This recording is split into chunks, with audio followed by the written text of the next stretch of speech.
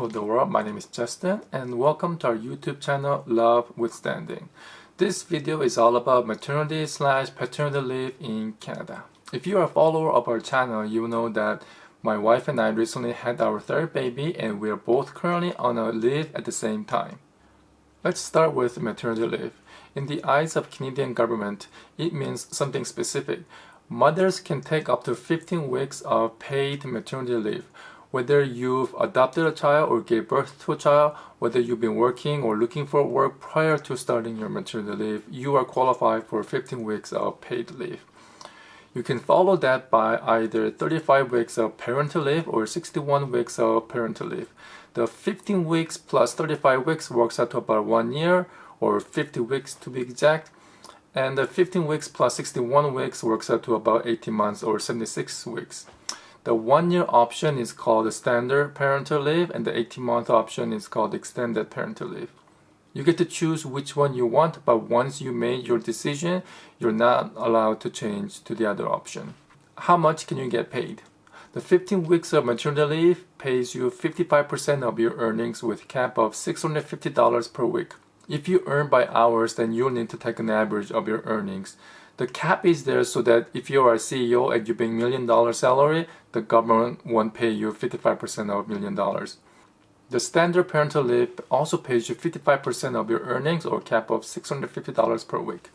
If your annual salary is over $62,000, then you'll be capped at the maximum.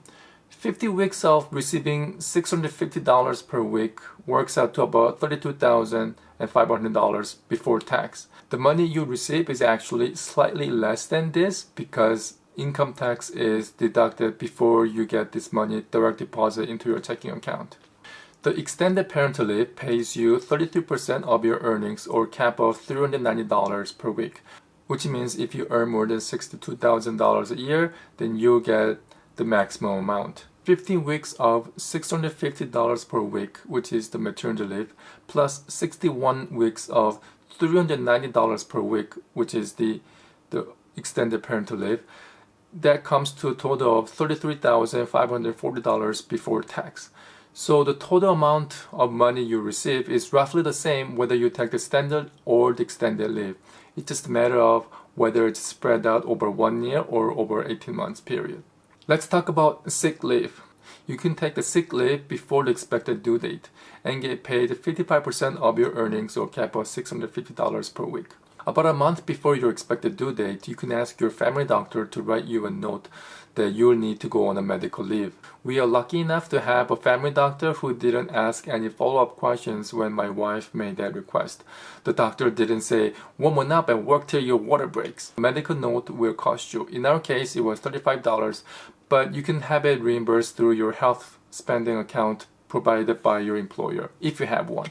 Once you have your medical note, you will need to scan it or take photo of it and upload it while filling out your application form online.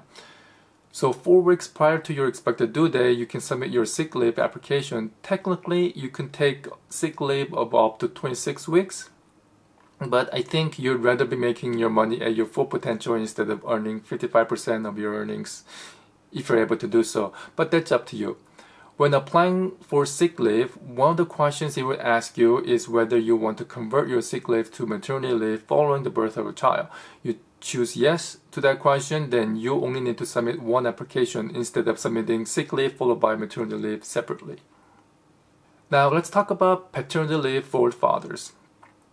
Fathers can take up to 5 weeks of parental leave if the mother takes the standard parental leave, or 8 weeks if the mother takes the extended parental leave. The pay is the same as the mother, 55% or the cap of $650 per week for the standard and 33% of your earnings or cap of $390 per week for the extended.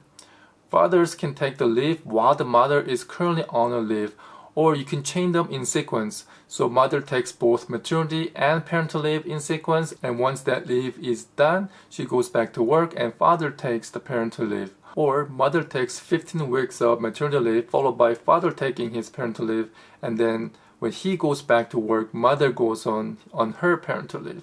You don't even have to take them all at once. You can break up your leave, like 2 weeks here and go back to work, and 3 months later you take another 3 weeks of leave.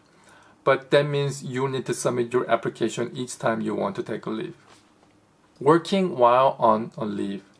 For either mother or the father, you can work while receiving your EI, employment insurance. However, the money you earn is subtracted from the EI money you receive.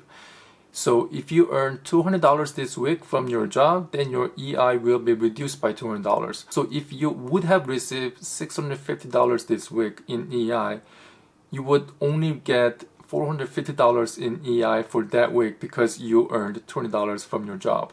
Unless you have a good reason to work while you're on a parental leave, I would say money alone isn't a good enough reason to work while you're on a leave. If your side gig is where you report your income to Government of Canada, like you have a business name that's registered with the government, then you would need to report your earnings each week so that they can deduct that much from your EI earnings. You can report $0 in income from your side gig as well. But if your side gig is something that you don't report to Government of Canada, like selling your used shoes on Face Market, then you probably don't need to report your earnings. Qualifications to parental leave. This is very important. Every mother is qualified to get 15 weeks of maternity leave benefit. But to qualify for either the standard or the extended parental leave for either the mother or the father, you need to have worked at least 600 hours since the last time you received EI earnings. Whether your last EI earning was due to your previous pregnancy, or you're actually jobless and looking for a job, or you were on a sick leave, you have to have accumulated 600 insured hours. If you are a salary employee, then sick days, vacation days, statutory holidays count as insured hours. If you're hourly employee, then sick days, vacation days, and overtime hours count as insured hours. If you work 40 hours a week, that's 15 weeks of work or about 4 months. If you got pregnant too soon after giving birth to your previous baby and you went back to work for only 2 months and then you gave birth to your next baby, then you can only get 15 weeks of maternity leave, but you're not qualified for the standard or the extended parental leave.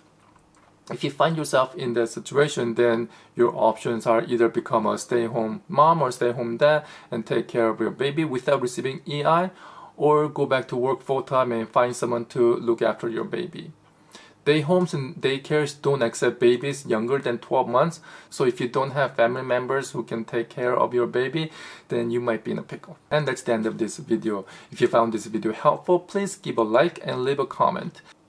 If you want to know more about other benefits you can get as a Canadian, like the childcare subsidies or the new Government of Canada dental plan, then please let me know in the comments.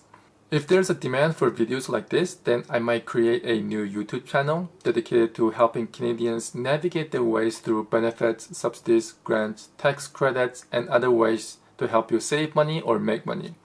As always, thanks for watching and take care of one another. Bye everyone.